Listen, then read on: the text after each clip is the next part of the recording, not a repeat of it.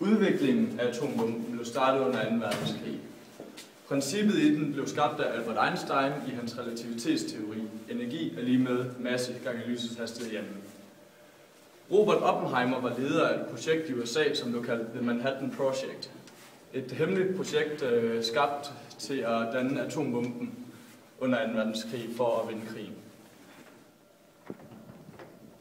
I en moderne atombombe udnytter man grundstoffet uran-235.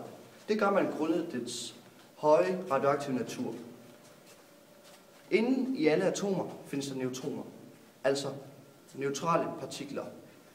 Det man gør, er, at man fyrer et neutron afsted med ufattelig høj hastighed ind i et uran-235 atom.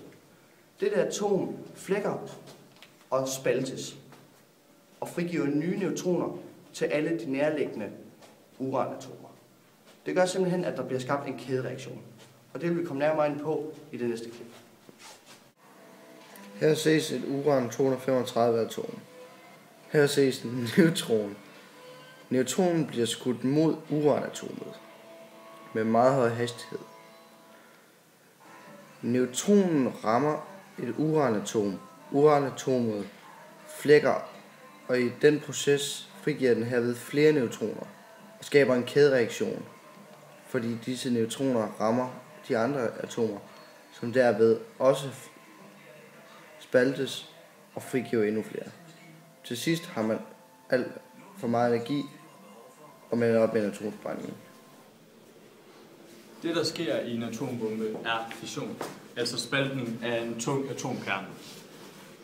Det skaber en stor mængde energi, fordi reduceret fission bruges ofte i kernekraftværker eller i atomvåben til enten forsynelse af energi eller til ødelæggelse med energi. Atomvåben kan føre til kæmpe eksplosioner.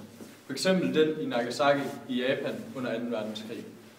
Den vejede 4,5 tons og udledte en eksplosion på 88 terajoule. Den dræbte over 120.000 mennesker.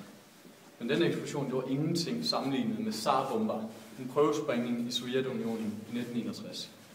Den udledte en eksplosion, der svarer til 50 megaton TNT, altså 20.000 terajoule, hvilket svarer til 20.000 milliarder joule. Og den vejede 27 tons. Den største bombe, vi nogensinde har sprunget i hele verden.